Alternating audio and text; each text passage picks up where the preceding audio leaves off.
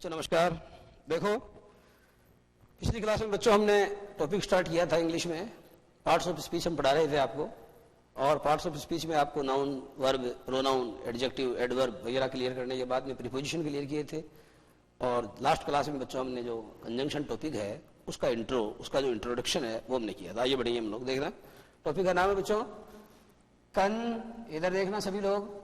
और बच्चों आप लोग इसे बोलते हो कंजक्शन। कंजक्शन नहीं होता, ये होता कन, फिर बोलना पड़ेगा जंग, कंजंक्शन। हम लोग क्या करते हैं बच्चों, जल्दी में उच्चारण करने में कई बार क्या होता है एन को हम खा जाते हैं। जैसे हम लोग बोलते हैं गवर्नमेंट, गवर्नमेंट नहीं होता एक्चुअली, गवर्नमेंट होता है, गवर्नमेंट उसमें एन भी होता है। हालांकि अलग बात है कि जब आप उसका प्रोनाउंसिएशन करते हैं तो एन को साइलेंट रखने की आवश्यकता है, क्योंकि एन और एम दो कॉन्सोनेंट हैं और दोनों एक साथ आ रहे हैं, इसलिए एन को मत बोलो, गवर्नमेंट बोलना पड़ेगा। पर उसमें एन भी है, गवर्न, गवर्न का मतलब शासन करना होता है, government. This is not conjunction, this is conjunction. In the same way बच्चों, जब किसी बच्चे के 75 से ज्यादा नंबर आते हैं तो हम लोग बोलते हैं कि बच्चे को डिक्टेशन मार्क्स मिले, डिक्टेशन। जबकि बच्चों को डिक्टेशन नहीं होता। डिक्टेशन का मतलब तो हम आपको बोलते हैं और आप लिखते हैं। मैं जब भी बोलता हूं मेरा डिक्टेट, जब मैं बोलता हूं और आप सुन के लिखते हैं तो उसे आप हिंदी में कहते हैं बच्चों श्रुति लेख। श्रुति माने कान होता है, और कान का मतलब कानों से सुन करके जब कोई बात लिखी जाती है उसको डिक्टेशन कहते हैं। लेकिन जब कोई बच्चा विशेष योग्यता प्राप्त करता है, मेरा मतलब 75 से ज्यादा नंबर हासिल करता है, तब आप उसको डिक्टेशन नहीं बोलना चाहिए, उसे डिस्टिंक्शन कहते हैं। डिस्टिंक्शन, डिस्टिंक्शन, DISTINCTION, डिस्टिंक्शन का मतलब होता है, समझे, डी लगी है फला व्यक्ति के जो है अंग्रेजी में बहुत अच्छे नंबर लेके आया है, 75 से ज्यादा परसेंटेज है, अंग्रेजी में उसको डी मिला है। डी का मतलब डिस्टिंक्शन। डिस्टिंक्शन को हिंदी में कहेंगे विशेष योग्यता। और डिक्टेशन का मतलब श्रुति लेख होता है। एक श्रुति लेख होता है, एक सुंदर लेख होता है। सुंदर लेख को बच्चों अंग्रेजी में बोलते हैं कैलीग्राफी, CALIGRAPHY, कैलीग्राफी। कैलीग्राफी का मतलब सुंदर सुंदर लिखना, और डिक्टेशन का मतलब होता है कानों से सुन करके लिखना। ओके, तो हम आइए बढ़ेंगे बच्चों कंजंक्शन। तो बताया था आपको कंजंक्शन वे शब्द होते हैं जो जोड़ते हैं किन्हें, कंजंक्शन वे शब्द होते हैं जो दो वर्ड्स को जोड़ते हैं। कंजंक्शन वे शब्द होते हैं जो दो फ्रेजेज को जोड़ते हैं। कंजंक्शन वे शब्द होते हैं जो दो क्लॉजेज को जोड़ते हैं। और कंजंक्शन वे शब्द होते हैं जो दो सेंटेंसेस को जोड़ते हैं। समझ में आया बच्चों? ऐसे शब्दों को आप कंजंक्शन कहते हैं। और मैंने ये भी कहा था कि कंजंक्शन को otherwise, conjunction is otherwise, a conjunction is otherwise known as a connective. Conjunction को अन्यथा कनेक्टिव भी कहते हैं। हिंदी में बच्चों समुच्चय बोधक अव्यय को अन्यथा संयोजक भी कहते हैं। समुच्चय बोधक अव्यय को अन्यथा, समुच्चय बोधक अव्यय को अन्यथा संयोजक भी कहते हैं। बात समझ में आ गई है? ओके बच्चों, आगे देखना पड़ेगा काइंड्स ऑफ कंजंक्शंस। लिखो, काइंड्स ऑफ कंजंक्शंस। कंजंक्शंस के प्रकार, कितने प्रकार के होते हैं कंजंक्शन? तो बच्चों अच्छे समझ लें आप, कंजंक्शन दो प्रकार के होते हैं। कंजंक्शन दो प्रकार के होते हैं। नंबर 1 कोऑर्डिनेटिंग, और नंबर 2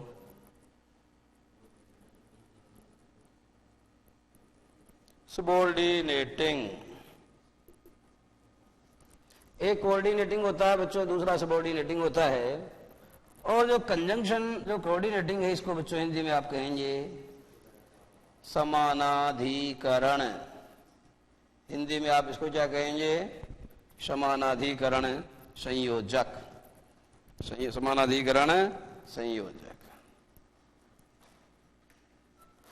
ओके बच्चों, इसे आपको हिंदी में कहना पड़ेगा व्याधिकरण। व्याधिकरण संयोजक। ठीक है बच्चों, हिंदी में भी आपको ये इसी प्रकार से दो भागों में बटे हुए मिलेंगे। डॉक्टर कामता प्रसाद गुरु ने हिंदी में भी बच्चों संयोजक को इसी प्रकार से दो भागों में बांटा है। और जो मुख्य रूप से इसके जो दो भाग हैं वो एक तो होता है बच्चों, हिंदी में बोला मैंने आपको, इसको समानाधिकरण संयोजक, और दूसरा नाम जो है बच्चों वो है सबऑर्डिनेटिंग कंजंक्शन, जिसको आप हिंदी में कह सकते हैं व्याधिकरण संयोजक। इतना तो आपको क्लियर हो जाना चाहिए। कुछ विशेष बात बताई नहीं है मैंने, कि ओनली टू, मैंने इतना बताया conjunctions are divided into 2 classes. Conjunctions are divided in 2 classes. Conjunctions को जो है 2 क्लासेज के अंदर या 2 श्रेणियों के अंदर हम बांट रहे हैं। पहला बच्चों हमने बोला समानाधिकरण संयोजक, जिसे अंग्रेजी में बोला coordinating conjunction. In the same way दूसरा बोला बच्चों हमने व्याधिकरण संयोजक, एंड इन इंग्लिश, और अंग्रेजी में आप इसको कहेंगे सबऑर्डिनेटिंग कंजंक्शन। तो मुद्दा यह है बच्चों कि क्या होता है कोऑर्डिनेटिंग और क्या होता है सबऑर्डिनेटिंग। तो बच्चों बहुत ही ज्ञान की बात है जो आपके जीवन भर काम देने वाली है, और मैं आपकी ये जो गलतफहमियां हैं, इससे संबंधित जो आपके भ्रम हैं, इनको मैं अभी से दूर कर देना चाहता हूँ। क्योंकि मेरे भ्रम जो है काफ़ी मतलब ये है कि कई क्लासें पार करने के बाद भी मुझे चीज़ें सीखने को मिली थी। मैं आपको अभी बता रहा हूँ। देखो बच्चों, कोऑर्डिनेटिंग कंजंक्शन को हिंदी में समानाधिकरण संयोजक कहते हैं, और कोऑर्डिनेटिंग कंजंक्शन या समानाधिकरण संयोजक वह संयोजक होता है बच्चों जो जोड़ता है किसे, जो जोड़ता है दो स्वतंत्र उपवाक्यों को, दो स्वतंत्र उपवाक्यों को। अंग्रेजी में बोल रहा हूं मैं, two independent clauses, when two independent clauses are connected by a conjunction. जब आप किसी कंजंक्शन की सहायता से जोड़ते हैं किसको, जब आप किसी कंजंक्शन की सहायता से दो इंडिपेंडेंट क्लाउजेज को जोड़ते हैं, तो बच्चों वो जो कंजंक्शन होता है या वो जो संयोजक होता है जो जोड़ता है दो स्वतंत्र उपवाक्यों को, वह कहलाता है समानाधिकरण संयोजक, वह कहलाता है कोऑर्डिनेटिंग कंजंक्शन। ओके बच्चों, एक मुद्दे की बात और है कि जब दो स्वतंत्र उपवाक्यों को या दो इंडिपेंडेंट क्लाउजेज को आप किसी कोऑर्डिनेटिंग कंजंक्शन की सहायता से जोड़ते हैं बच्चों, तो क्या होता है, पहले एक सिंपल सेंटेंस, फिर एक दूसरा सिंपल सेंटेंस, और दोनों को जोड़ दिया आपने with the help of a coordinating conjunction, और बच्चों बन गया एक तीसरा लार्जर सेंटेंस। क्या बन गया, पहला एक सिंपल सेंटेंस छोटा वाला, फिर एक दूसरा सिंपल सेंटेंस ये भी छोटा वाला, इसे क्लोज भी कह सकते हैं क्योंकि इसमें एक वर्ब है।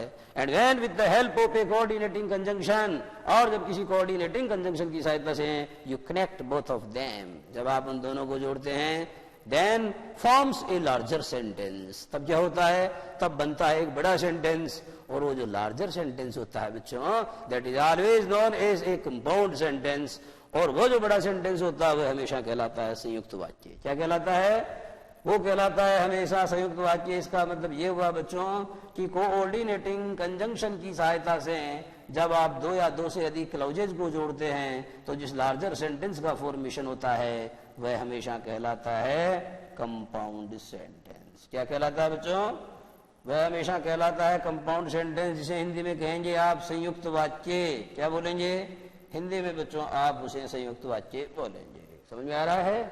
जब मैं आपको कहता हूं कि गिव मी ब्लड, तुम मुझे खून दो, और आगे कहता हूं कि I will give you freedom, मैं तुम्हें आजादी दूंगा, और मैं कहता हूं दोनों को एंड से जोड़ दो, तो दोनों को एंड से कैसे जोड़ोगे आप, give me blood and I will give you freedom, तुम मुझे खून दो और मैं तुम्हें आजादी दूंगा, और से आपने दोनों स्वतंत्र उपवाक्यों को जोड़ा है, और सेंटेंस बच्चों एक बड़ा बन गया। जैसे ही आपने एंड जोड़ा तो पता क्या हुआ, जैसे ही बच्चों आपने एंड जोड़ा तो गिव मी ब्लड के बाद में जो फुल स्टॉप आ रहा था वो खत्म हो गया, फुल स्टॉप वाक्य के अंत में चला गया, और क्या हो गया, एक बड़ा सेंटेंस बन गया। और एक बड़ा सेंटेंस बन गया, जब एक बड़ा सेंटेंस बन जाता है तो उसको बच्चों आप कंपाउंड सेंटेंस कहते हैं। मैं जो समझाना चाह रहा हूं बच्चों वो सिर्फ इतना सा है कि अगर आपसे कोई ये पूछे कि give me blood and I will give you freedom, तुम मुझे खून दो और मैं तुम्हें आजादी दूंगा, अगर आपको कोई ये सेंटेंस देकर के इंग्लिश में पूछता है कि ये सेंटेंस कौन सा है, सिंपल है, कंपाउंड है या कॉम्प्लेक्स, आप जानते हो 3 types of sentences are there, 3 प्रकार के वाक्य होते हैं बच्चों। रचना की दृष्टि से 3 प्रकार के वाक्य होते हैं। हिंदी में भी कामता प्रसाद गुरु ने यही 3 वाक्य बताए हैं। क्या, रचना की दृष्टि से, बनावट की दृष्टि से, घटाने बढ़ाने की दृष्टि से हिंदी में कितने प्रकार के वाक्य होते हैं, 3 होते हैं, अंग्रेजी में भी होते हैं। एक होता है बच्चों सिंपल सेंटेंस, इसके अंदर केवल एक ही वर्ब होती है, ठीक है बच्चों, लेकिन वो वर्ब वो होनी चाहिए जो कर्ता के बदलने पर भी बदलती हो। इसका मतलब ये हुआ कि उसे फाइनाइट होना चाहिए। नॉन फाइनाइट वर्ब हम वर्ब की कैटेगरी में नहीं गिनते हैं। ओके, तो मुद्दा यह है बच्चों कि एक ऐसा सेंटेंस जिसके अंदर केवल एक ही वर्ब होती है उसे आप सिंपल सेंटेंस कहते हैं। हिंदी में ऐसे वाक्यों को साधारण वाक्य कहा जाता है जिसमें केवल एक विधेय पाया जाता है या केवल एक क्रिया पाई जाती है। बच्चों ये विधेय शब्द जैसे ही सुनते हो तो आप थोड़ा कंफ्यूज होते होंगे, और अंग्रेजी में जैसे फाइनाइट शब्द सुनते हो तो कंफ्यूज होते होंगे। वैसे ऐसे कंफ्यूज होने वाली कोई बात नहीं है। मैंने कई बार बताया है कि फाइनाइट वर्ब जो है, हम जितने भी क्रियाओं का प्रयोग करते हैं वो सारी फाइनाइट ही तो होती है। आप फाइनाइट वर्ब को सुनकर के डरने की जरूरत नहीं है। फाइनाइट क्रिया वह साधारण क्रिया होती है जो कर्ता के बदलने पर बदलती है। जैसे राम जयपुर जाता है और सीता जयपुर जाती है, तो बच्चों जैसे ही मैंने राम के स्थान पर सीता किया तो जाता का जाती हो गया, तो ये कौन सी वर्ब हो गई, ये कर्ता के बदलने पर बदल रही है ना, इसलिए बच्चों ये फाइनाइट वर्ब हो गई। कैसी वर्ब हो गई, ये फाइनाइट वर्ब हो गई। और बात है विधेय की। मैंने विधेय शब्द जब बोला तो विधेय को सुन के कंफ्यूज में तो मैंने कई बार क्लियर किया है, नहीं किया तो अब कर देता हूं। A sentence can mainly be divided into 2 parts. किसी भी वाक्य को मुख्य रूप से आप दो भागों में ही बांट सकते हैं। एक तो बच्चों उसमें कर्ता होता है, उद्देश्य कहते हैं आप उसे। कर्ता को क्या बोलते हैं? उद्देश्य। अंग्रेजी में आप उसको बोलते हैं सब्जेक्ट। क्या बोलते हैं बच्चों? उसे सब्जेक्ट कहते हैं। और बच्चों सब्जेक्ट को छोड़ करके वाक्य का जो बाकी पार्ट है पूरा का पूरा, वो क्या कहलाता है? वो प्रेडिकेट कहलाता है, जिसे आप हिंदी में विधेय कहते हैं। सुनना एक मिनट। जब मैं आपको कहता हूं कि इंडिया इज माई कंट्री, तो बच्चों इंडिया को अंडरलाइन करके अगर आपसे कोई प्रश्न करता है कि इसमें इंडिया क्या है, तो बच्चों आपको बताना चाहिए सब्जेक्ट है। और हिंदी में पूछा जाए ये क्या है, तो बच्चों आपको बताना चाहिए उद्देश्य है। क्या है ये उद्देश्य है। क्योंकि बच्चों उद्देश्य और कर्ता में कोई फर्क नहीं होता है। ठीक है, एक परीक्षा में प्रश्न पूछ लिया गया था कि सचिन ने छक्के लगाए, और सचिन को और अंडरलाइन करके पूछा इस वाक्य में उद्देश्य बताओ, तो लोगों ने उसमें उद्देश्य क्या समझा होगा? छक्के। लेकिन छक्के एक्चुअली उद्देश्य नहीं था। उद्देश्य उसमें कौन था? मैंने क्लियर किया ना कि सब्जेक्ट जो होता है, मेरा मतलब जो कर्ता होता है वही उद्देश्य होता है। तो सचिन ही उद्देश्य है। सचिन ने छक्के लगाए तो सचिन ने छक्के लगाए, तो सचिन इसका उद्देश्य है। उद्देश्य और कर्ता एक ही बात है। तो मैंने आपको क्या बोला? India is my country. India is my country sentence को लिखने के बाद अगर आपसे कोई पूछता है, एक बार देखो इंडिया, मेरे पास स्पेस कम है इसलिए यहां लिख रहा हूं, आपको नीचे लिखना चाहिए इंडिया इज माई कंट्री। ऐसा आपको कोई सेंटेंस दे दिया बच्चों, तो आपको दो बातें अच्छे से क्लियर कर लेनी चाहिए बच्चों। एक तो क्या है कि जो इंडिया है ये इस सेंटेंस का सब्जेक्ट है, और बच्चों जो सब्जेक्ट होता है उसे आप हिंदी में कर्ता कहते हैं। क्या कहते हैं बच्चों से? लेकिन आप इसको जो सब्जेक्ट होता है इसे हिंदी में उद्देश्य भी कहते हैं। क्या बोलते हैं इसे कर्ता या उद्देश्य कहते हैं। अब सुनो बच्चों, आज ये वाली बात, अगर आपसे पूछा जाए इज माई कंट्री पूरा क्या है, तो बच्चों पूरा ही प्रेडिकेट है। पूरा ही क्या है? प्रेडिकेट है, जिसको हिंदी में आप कहेंगे विधेय। क्या कहेंगे? विधेय। तो समझ गए विधेय क्या होता है? विधेय क्या होता है? कर्ता को छोड़ करके वाक्य का जो बाकी पूरा पार्ट है वो पूरा ही विधेय कहलाता है। अंग्रेजी में इसको प्रेडिकेट कहते हैं। विधेय का मतलब होता है कर्ता के बारे में जो विधान किया जाता है वही विधेय कहलाता है। प्रेडिकेट का मतलब समझ गए? सेंटेंस के सब्जेक्ट को छोड़ करके बाकी जो सारा पार्ट है, वो सारा पार्ट क्या कहलाता है बच्चों? वो सारा पार्ट प्रेडिकेट कहलाता है। अच्छा, प्रेडिकेट के बारे में खास बात दूर सुनिए। प्रेडिकेट में बच्चों एक वर्ब होती है। क्या होती है? प्रेडिकेट में एक वर्ब होती है। वर्ब के अलावा ऑब्जेक्ट होता है, कॉम्प्लीमेंट होता है। लेकिन बच्चों एक बात आप अच्छे समझ लीजिए कि सेंटेंस में कभी कभी ऑब्जेक्ट नहीं होता। जैसे शी इज स्माइलिंग, कोई ऑब्जेक्ट नहीं है। सेंटेंस में कभी कभी कॉम्प्लीमेंट नहीं होता। जैसे I am writing a letter, इसमें कोई कॉम्प्लीमेंट नहीं है। बच्चों सेंटेंस में कभी कभी सब्जेक्ट नहीं होता। जैसे give me blood and I will give you freedom, इस सेंटेंस के अंदर बच्चों सब्जेक्ट नहीं है। इसका मतलब ये हुआ कि बच्चों वाक्य में कुछ और हो न हो, परंतु वर्ब का होना जरूरी है। And without a verb it is impossible even to imagine of a sentence. समझ गए क्या बोला मैंने? मैंने ये बोला कि बिना क्रिया के वाक्य की कल्पना करना भी असंभव है। बिना क्रिया के वाक्य की कल्पना करना भी असंभव है। अगर वाक्य बनेगा तो क्रिया होगी, बिना क्रिया के सेंटेंस बन नहीं सकता। ये बहुत जरूरी है कि सेंटेंस में वर्ब हो। अगर सब्जेक्ट नहीं है तो चल सकता है, अगर ऑब्जेक्ट नहीं है तो चल सकता है, अगर कॉम्प्लीमेंट नहीं है तो चल सकता है, अगर और कुछ नहीं है तो चल सकता है। लेकिन एक सेंटेंस की अनिवार्य शर्त क्या होती है? वर्ब होती है। इससे एक निष्कर्ष निकलता है बच्चों कि जो प्रेडिकेट वाला पार्ट है उसमें यो तो ऑब्जेक्ट भी आता है, कॉम्प्लीमेंट भी आता है, वर्ब भी आती है, परंतु और हो न हो प्रेडिकेट की अनिवार्य शर्त भी वर्ब ही है। A verb is an indispensable condition of A predicate. एक जो प्रेडिकेट होती है उसकी इंडिस्पेंसेबल कंडीशन या उसकी जो अपरिहार्य शर्त है वो क्रिया का होना है। प्रेडिकेट का मतलब समझ गए आप? तो हिंदी में बच्चों मुद्दे की बात यह है कि आपको मैं समझा रहा था ये तो सब्जेक्ट है और ये प्रेडिकेट है, और जो प्रेडिकेट होता है बच्चों उसमें क्रिया का होना जरूरी है। और क्रिया के अलावा और चीजें भी हो सकती है, पर और हो न हो क्रिया का होना तो सख्त जरूरी है। क्रिया का होना तो सख्त जरूरी है। तो ये थी बात बच्चों हमारी। अब हम बढ़ रहे हैं आगे कि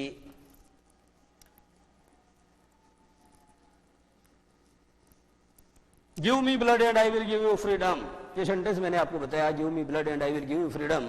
या एंड से बच्चों आपने जोड़ा दो क्लाउजेज को, और जो बच्चों जो लार्जर सेंटेंस बना, जो लार्जर सेंटेंस का फॉर्मेशन हुआ, वो सेंटेंस क्या कहलाएगा?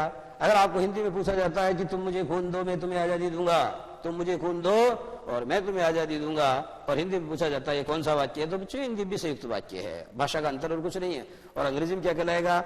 ये अंग्रेजी में कंपाउंड सेंटेंस कहलाएगा। तो मैं आपको बच्चों एक्चुअली मुद्दे की बात ये बता रहा था कि सेंटेंस मुख्य रूप से तीन प्रकार के होते हैं। एक तो सिंपल सेंटेंस होता है जो मैंने बता दिया। कौन सा होता है? जिसके अंदर केवल एक फाइनाइट वर्ब होती है, यानी प्रेडिकेट होना जरूरी है। ठीक है, प्रेडिकेट या विधेय होना जरूरी है।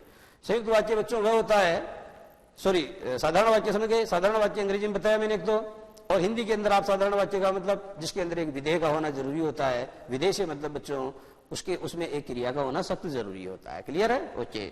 इसके बाद में बच्चों आपको देखना चाहिए कि क्या होता है कंपाउंड सेंटेंस। कंपाउंड सेंटेंस को मैंने बताया हिंदी में बोलते हैं, कंपाउंड सेंटेंस को हिंदी में बोलते हैं संयुक्त वाक्य। और बच्चों जब दो इंडिपेंडेंट क्लाउजेज को या दो स्वतंत्र उपवाक्यों को या दो प्रधान उपवाक्यों को या दो मुख्य उपवाक्यों को, समझ गए, अंग्रेजी में बोल रहा हूं, दो इंडिपेंडेंट क्लाउजेज को या दो प्रिंसिपल क्लाउजेज को या दो मेन क्लाउजेज को क्या किया जाता है, with the help of a coordinating conjunction, एक कोऑर्डिनेटिंग कंजंक्शन की सहायता से जब कनेक्ट किया जाता है बच्चों और जो लार्जर सेंटेंस बनता है, तो ऐसे लार्जर सेंटेंस को आप क्या बोलते हैं, ऐसे लार्जर सेंटेंस को आप कंपाउंड सेंटेंस बोलते हैं तथा हिंदी में संयुक्त वाक्य बोलते हैं। यहाँ बच्चों दो तीन बातें हैं जो हमारे सामने निकल करके आती है।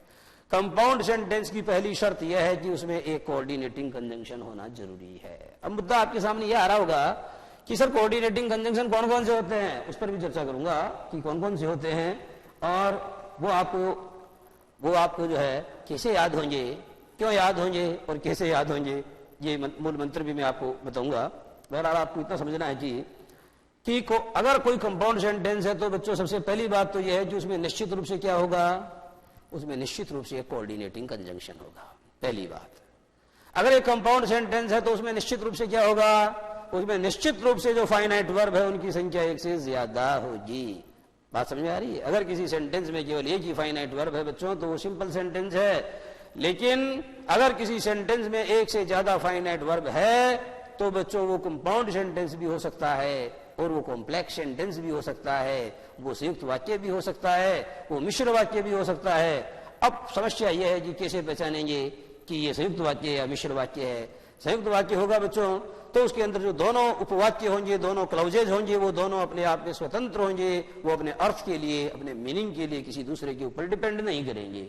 ऐसा तो बच्चों आपको तब समझ में आएगा ना when you are capable of translating the sentence into Hindi, जब आप हिंदी में वाक्य का अनुवाद करने में सक्षम होंगे तभी तो समझ में आएगा। लेकिन अगर आप हिंदी नहीं कर सकते सेंटेंस की फिर कैसे समझेंगे? फिर ये समझना पड़ेगा बच्चों कि उनको मतलब कंपाउंड सेंटेंस वो होगा जिसमें अनिवार्य रूप से क्या होगा, एक कोऑर्डिनेटिंग कंजंक्शन होगा। अब हमारी समस्या अगर ये खड़ी हो गई है कि कोऑर्डिनेटिंग कंजंक्शन कौन कौन से होते हैं। कोऑर्डिनेटिंग कंजंक्शन क्या होते हैं ये तो मैंने बता दिया। कोऑर्डिनेटिंग कंजंक्शन वह होता है जो दो मेन क्लाउजेज को जोड़ता है। कोऑर्डिनेटिंग कंजंक्शन वह होता है जो दो मेन क्लाउजेज या प्रिंसिपल क्लाउजेज या इंडिपेंडेंट क्लाउजेज को जोड़ता है। और बच्चों कोऑर्डिनेटिंग कंजंक्शन जो होता है उसकी एक खास बात होती है कि वो दो मेन क्लाउजेज को जोड़ता है, और जब दो मेन क्लाउजेज को जोड़ता है तो जो सेंटेंस बनता है वो कौन सा बनता है, वो कंपाउंड सेंटेंस बनता है। यहाँ दोनों ही मेन क्लॉज होते हैं, दोनों ही प्रिंसिपल क्लॉज होते हैं, दोनों ही इंडिपेंडेंट क्लॉज होते हैं, और एक भी नहीं होता सबऑर्डिनेटिंग, एक भी नहीं होता सबऑर्डिनेट क्लॉज, एक भी सबऑर्डिनेट क्लॉज नहीं होता, एक भी आश्रित उपवाक्य नहीं होता, बल्कि सारे के सारे क्या होते हैं, दोनों के दोनों ही बच्चों जो है वो क्या कहलाएंगे, वो दोनों ही मेन क्लॉज कहलाएंगे। ओके, अब हम आएंगे किस पर कि कोऑर्डिनेटिंग कंजंक्शन कौन कौन से होते हैं, सबऑर्डिनेटिंग कंजंक्शन कौन कौन से होते हैं। आओ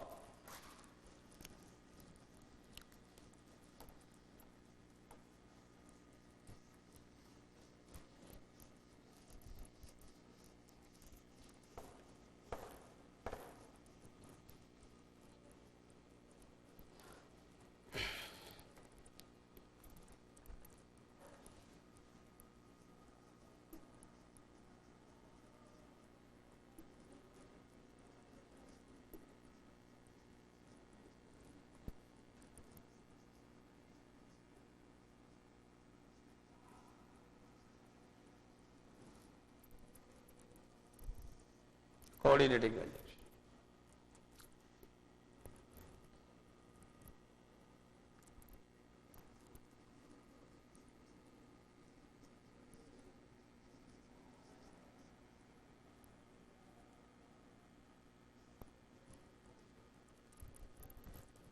लिखो बच्चा।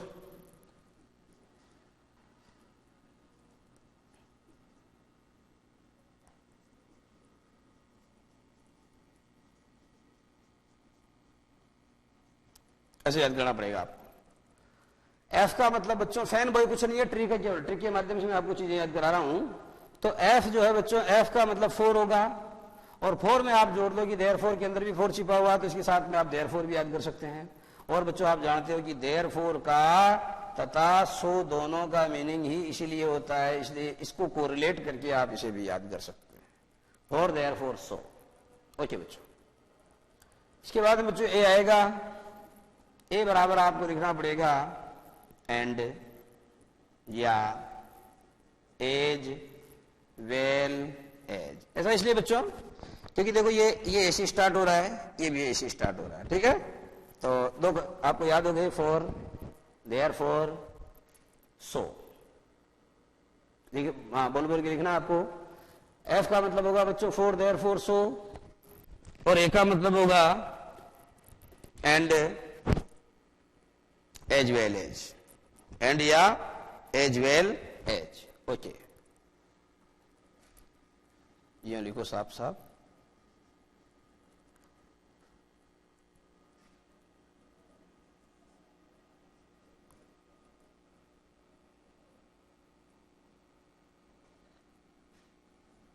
एन का मतलब नाइदर नॉर, एन आ रहा है।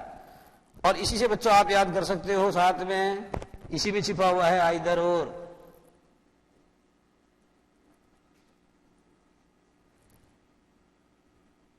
और इसी में छिपा हुआ है और। नाइदर नोर, आइदर और तथा और, नाइदर नोर आइदर और तथा और साथ में बच्चों एन में आप ये भी लिख सकते हैं not only but also, not only but also, not only but also, ये भी लिख सकते हैं आप, नॉट ओनली बट आल्सो।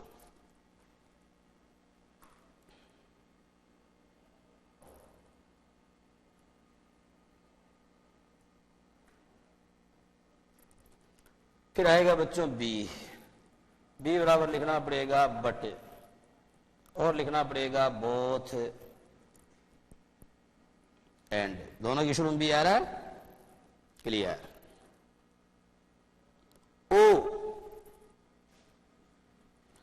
ओ का लिखना पड़ेगा बच्चों आपको अदरवाइज, अदरवाइज।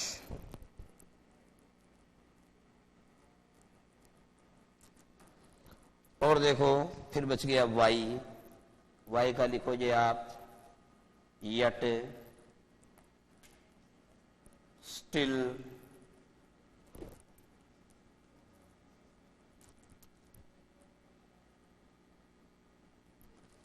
उतारो,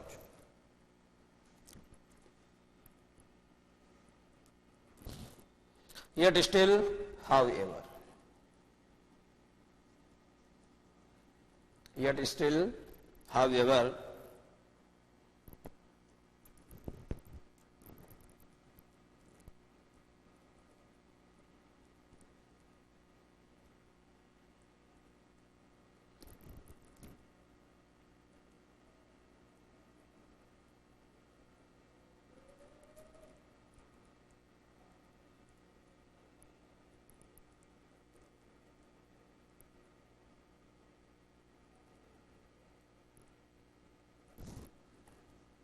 हाँ तो बच्चों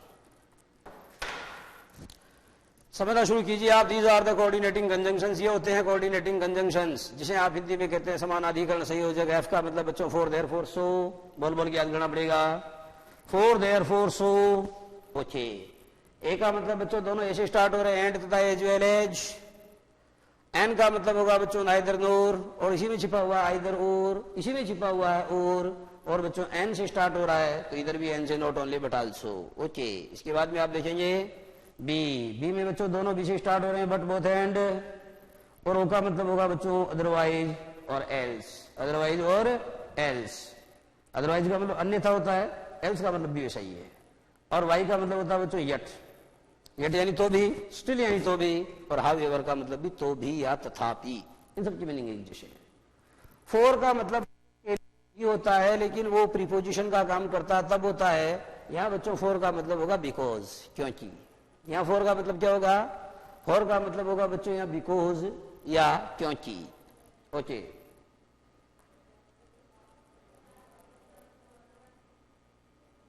मैं आपको कहता हूं she was punished for she did not attend the class, she was punished for she did not attend the class, उसे दंड दिया गया क्योंकि उसने कक्षा को क्या नहीं किया, अटेंड नहीं किया। फॉर का मतलब बच्चों बिकॉज भी होता है। ओके, देयरफॉर तो सभी जानते हैं आप, therefore I am ill therefore I can not come to school. उसी तरीके से आप कहते हैं I am ill so I can not come to school, I have a piece of urgent work at my home so I can not come to school. आइए देखते हैं, ए का मतलब क्या होता है बच्चों, एंड होता है, और एज वेल एज का मतलब भी क्या होता है, एज वेल एज का मतलब भी एंड होता है। ओके, एज वेल एज का मतलब साथ ही साथ होता है। अच्छा, आइए बच्चों, नाइदर नोर यानी होता है न तो नहीं, आइदर और का मतलब होता है या तो या, और का मतलब होता है या अथवा, नॉट ओनली बट आल्सो का मतलब होता है न केवल बल्कि भी, न केवल बल्कि भी। और आइए बच्चों, भी का मतलब बट होता है, बट यानी लेकिन, और बोथ एंड का मतलब होता है और दोनों, राम और श्याम दोनों, राम और श्याम दोनों, जुम्मन और अलगू दोनों, अलगू और जुम्मन दोनों। ठीक है बच्चों, उसी तरीके से हमने कहा कि अदरवाइज का मतलब होता है अन्यथा, और एल्स का मतलब भी होता है अन्यथा या वरना। ओके, और येट यानी होता है बच्चों तो भी, स्टिल यानी तो भी, और हावेवर यानी तो भी। ठीक है बच्चों, तो ये आपको याद करने पड़ेंगे, और सुनो लिख लिख के याद करने पड़ेंगे, और सुनो बोल बोल के याद करने पड़ेंगे, बार बार लिख लिख के बार बार बोल बोल के आपको ये याद करने पड़ेंगे कि कौन कौन से होते हैं कोऑर्डिनेटिंग कंजंक्शन। इन्हें छोड़ करके बच्चों जितने भी कंजंक्शन होते हैं वो सारे होते हैं सबऑर्डिनेटिंग कंजंक्शन। हालांकि मैं उनको भी याद करा दूंगा आपको, मेरे पास उसका भी मूल मंत्र है, परंतु बहरहाल बच्चों में 2 मिनट का ब्रेक ले रहा हूं, और उससे पहले आपको क्या करना है, 2 मिनट तक लगातार इन्हें मुंह से बोल बोल के, ऐसा नहीं मन में, मुंह से थोड़ा आवाज भी आनी चाहिए, मुंह से बोल बोल करके 2 मिनट में आपको इसका रियाज करना है, पूर्वाभ्यास करना है। और जब मैं दोबारा बोर्ड पे हूं और मैं जैसे एफ बोलूं तो बच्चों आपको बिना देखे बोलना, फॉर देयरफॉर सो, ए बोलूं एंड एज वेल एज। ठीक है बच्चों, ओके, हम लेंगे 2 मिनट का ब्रेक।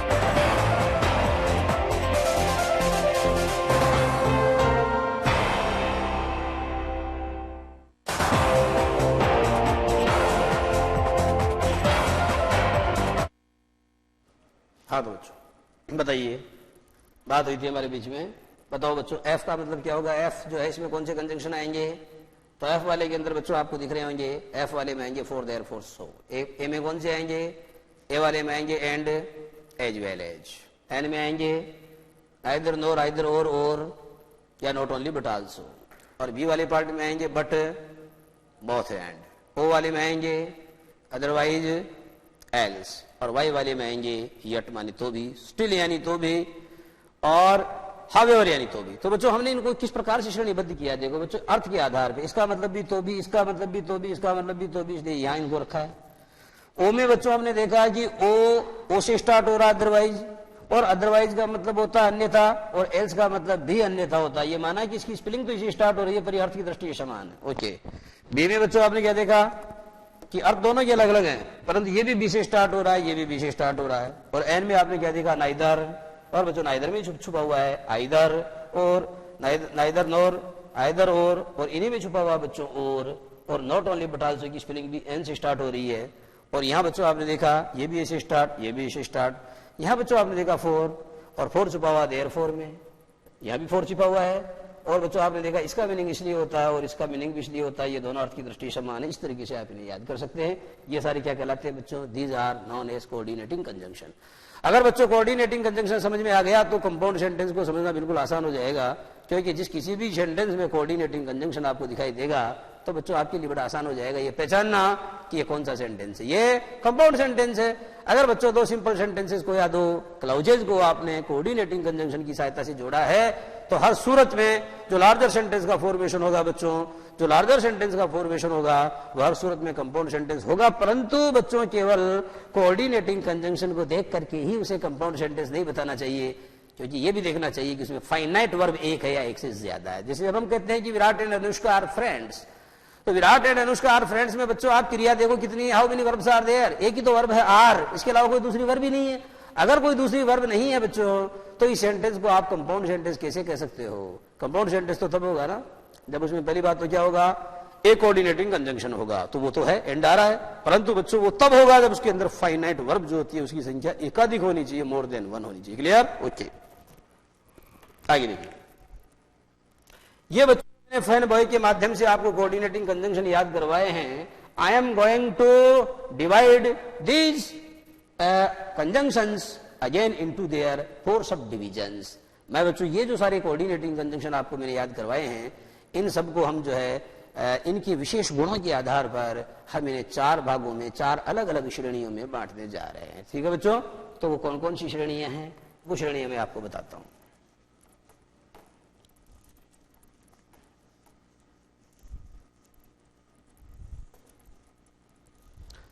लिखेंगे बच्चों आप लोग नीचे, coordinating conjunctions can be divided into four parts, या आप कह सकते हो फोर क्लासेज। यानी जो कोऑर्डिनेटिंग कंजंक्शन होते हैं बच्चों इनकी भी टाइप होते हैं। इनके टाइप कौन कौन से होते हैं ये मैं आपको बताऊंगा। कोऑर्डिनेटिंग कंजंक्शन को अपने को चार भागों में बांटना है बच्चों, और वो चार भाग कौन कौन से, देखो ये ब्रैकेट है, ये C double A I, C double A आई, इसका मतलब होगा बच्चों, सी का मतलब क्यूमुलेटिव कंजंक्शन। कौन सा कंजंक्शन? क्यूमुलेटिव। ओके, फिर होगा बच्चों देखो ये आ गया एडवर्सेटिव कंजंक्शन, एडवर्सेटिव। और फिर आ गया बच्चों अल्टरनेटिव कंजंक्शन, ये हो गया अल्टरनेटिव। और बच्चों उसके बाद में आ जाएगा देखो I double L A T I V E, illative conjunction. प्रश्न यह है कि क्या होता है क्यूमुलेटिव कंजंक्शन और क्या होता है एडवर्सेटिव कंजंक्शन, क्या होता है अल्टरनेटिव। तो बच्चों आपने ये देखा कि जब हमने कंजंक्शन को मोटे तौर पे दो भागों में बांटा था तो जो एक भाग था बच्चों हमारे पास में उसका नाम हमने रखा था समानाधिकरण, दूसरे का नाम रखा हमने व्याधिकरण। एक का नाम हमने रखा समानाधिकरण और एक का नाम रखा हमने व्याधिकरण। ठीक है बच्चों, तो जो एक जैसे वाक्यों को जोड़ते हैं, समान वाक्यों को जोड़ते हैं, एक जैसे पार्ट्स ऑफ स्पीच को जोड़ते हैं, वो तो क्यूमुलेटिव कंजंक्शन होते हैं। ठीक है बच्चों, ये जो प्रतिकूल वाक्यों को जोड़ते हैं वो एडवर्सेटिव कंजंक्शन होते हैं। और बच्चों जो अल्टरनेटिव कंजंक्शन वो होते हैं जो विकल्प बताते हैं। अल्टरनेटिव कंजंक्शन वो होते हैं जो विकल्प बताते हैं, और इलेटिव कंजंक्शन वो होते हैं बच्चों जो इलेशन निकालते हैं। क्या निकालते हैं? इलेशन। क्या होता है इलेशन? देखना आप, I double L A T I O N, illation का मतलब होता है बच्चों कंक्लूजन। कंक्लूजन तो जानते होंगे, हिंदी में कहते हैं निष्कर्ष। क्या बोलते हैं? निष्कर्ष कहते हैं इसे। तो एक तो गया बच्चों आपका क्यूमुलेटिव कंजंक्शन और एक हो गया आपका एडवर्सेटिव कंजंक्शन। तो ये जो क्यूमुलेटिव कंजंक्शन है बच्चों, ये क्या बताता है, ये समानता बताता है। तो ये क्या है कि समानता मूलक होता है। क्या होता है ये समानता मूलक होता है। और जो एडवर्सेटिव कंजंक्शन है बच्चों, इसको हिंदी में आप कह सकते हैं विरोध मूलक, क्योंकि ये उल्टे वाक्यों को जोड़ता है। अल्टरनेटिव को बच्चों आप हिंदी में कह सकते हैं विकल्प बोधक। इलेटिव को आप हिंदी में कह सकते हैं बच्चों निष्कर्ष मूलक। निष्कर्ष मूलक, ये मूलक और बोधक क्या है बच्चों लगा देते हैं हम लोग, है ना। तो कभी मूलक लगा देते हैं, कभी ये लगा देते हैं। पर आप ये समझ लें कि जो कोऑर्डिनेटिंग कंजंक्शन है बच्चों, वो तो मैंने आपको पूरी याद करा दी है। फैन बॉय के माध्यम से जो मैंने याद कराए वही होते हैं कोऑर्डिनेटिंग कंजंक्शन। और उन्हीं में से कुछ बच्चों क्या होते हैं विरोध बताते हैं, कुछ उनमें से विकल्प बताते हैं। जैसे आइदर हो रहा है बच्चों, वो क्या बताता है, वो विकल्प बताता है कि either work hard or be ready to fail in the forthcoming exam. या तो कठोर परिश्रम करो या आने वाली परीक्षा में फेल होने के लिए तैयार रहो। यहां बच्चों आपने देखा कि जो आइदर और कंजंक्शन है वह आपको दो विकल्पों में से किसी एक विकल्प को चुनने की बात कहता है। तो उसे कौन सी श्रेणी में रखा जाएगा, उसे विकल्प बोधक में रखा जाएगा। सो या देयरफॉर क्या करता है बच्चों, निष्कर्ष निकालता है। I am busy so I can not come to school, I am ill so I can not come to school. ये निष्कर्ष बता रहा है, ये रिजल्ट बता रहा है। इसे किस में रखा जाएगा, इसे इलेटिव कंजंक्शन की श्रेणी में रखा जाएगा। ठीक है बच्चों।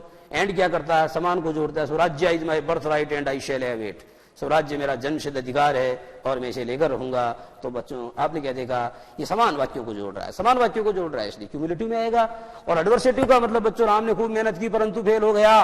राम ने मेहनत की, उसे पास होना चाहिए था और वो तो फेल हो गया। तो Ram worked hard but failed, Ram worked hard but failed in the exam. ये बट क्या कर रहा है बच्चों, ये बट दो उल्टे अर्थ वाले दो प्रतिकूल उपवाक्यों को या वाक्यों को जोड़ रहा है। इसलिए जो बट है इसे कौन सी श्रेणी में रखना पड़ेगा, इसे आप समझ गए होंगे, इसे एडवर्सेटिव कंजंक्शन की कोटि में रखना पड़ेगा। ओके बच्चों, तो हम बच्चों एक एक का अध्ययन कर रहे हैं। आप इनको सब को छोड़ करके सबसे पहले अपनी नोटबुक में लिखेंगे क्यूमुलेटिव कंजंक्शन।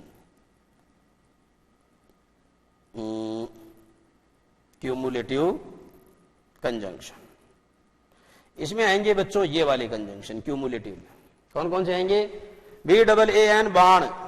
तो बी का मतलब लिखना पड़ेगा बच्चों आपको क्यूमुलेटिव कंजंक्शन में आएंगे। सॉरी बाण गलत बोल दिया मैंने,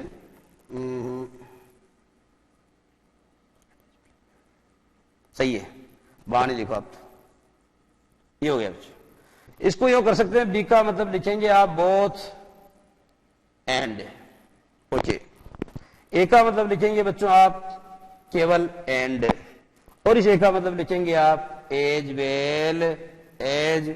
और इसका मतलब लिखेंगे बच्चों नॉट ओनली बट आल्सो। आप समझ गए होंगे क्या समझाना चाह रहा हूं मैं बच्चों आपको क्यूमुलेटिव कंजंक्शन बताना चाह रहा हूं। क्यूमुलेटिव कंजंक्शन वह होता है जो क्या करता है, जो एक जैसे उपवाक्यों को, समान उपवाक्यों को, एक जैसा अर्थ अभिव्यक्त करने वाले उपवाक्यों को अथवा एक जैसे पार्ट्स ऑफ स्पीच, एक जैसे पार्ट्स ऑफ स्पीच को जोड़ता है। एक जैसे का मतलब कभी कभी वर्ब, इधर भी वर्ब उधर भी वर्ब, इधर भी एडजेक्टिव उधर भी एडजेक्टिव।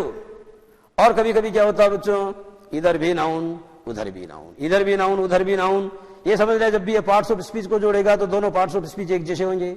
और उसी प्रकार से क्या होता है बच्चों, ये जोड़ता है किसे, ये जोड़ता है दो, ये जोड़ता है दो क्लाउजेज को, या ये दो जो है उपवाक्य हैं उन्हें जोड़ता है। तो बच्चों इस तरीके से आपने देखा कि जो कोऑर्डिनेटिंग कंजंक्शन होते हैं वो फैन बॉय के माध्यम से आप याद करके आएंगे। अगली क्लास में बार बार लिख लिख के याद करेंगे कौन कौन से होते हैं, और उन्हें हम अलग अलग श्रेणी में बांट रहे हैं। तो बच्चों ये CAAI काई के नाम से हमने क्या किया, इनको 4 श्रेणियों में बांटा है। और सी का मतलब हमने समझा क्यूमुलेटिव कंजंक्शन, ए का मतलब समझा हमने एडवर्सेटिव, ए का मतलब अल्टरनेटिव, और अंत में समझा हमने इलेटिव कंजंक्शन। और क्यूमुलेटिव कंजंक्शन जो है बच्चों उसमें कौन कौन से आते हैं, उसमें आते हैं ये वाले जो मैंने बोर्ड पे लिखे हैं। बाण का मतलब बोथ एंड, ए का मतलब केवल एंड, दूसरे ए का मतलब होता है एज वेल एज, और अंत में आएगा नॉट ओनली बट आल्सो। बाकी बात बच्चों अगली क्लास में। नमस्कार।